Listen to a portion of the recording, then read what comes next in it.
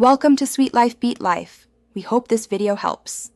In this video, I will explain how to make pasta from wheat flour.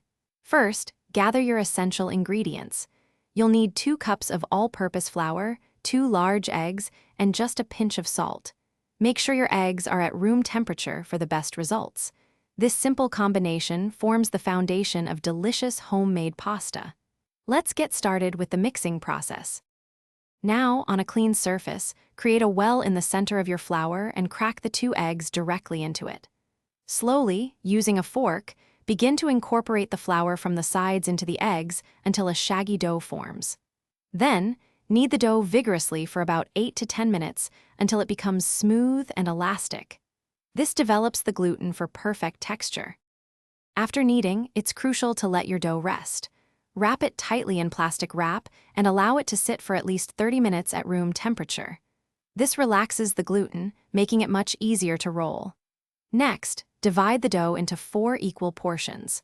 Take 1 portion and roll it out very thinly, aiming for about 1/16 of an inch thick.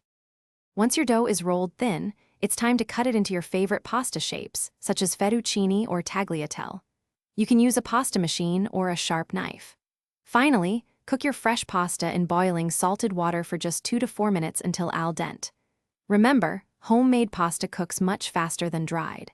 Before you go, check the description for a fantastic book that can truly change how you think about money, along with other great deals. Enjoy your delicious, freshly made pasta. Thanks for watching. Consider subscribing if we helped you.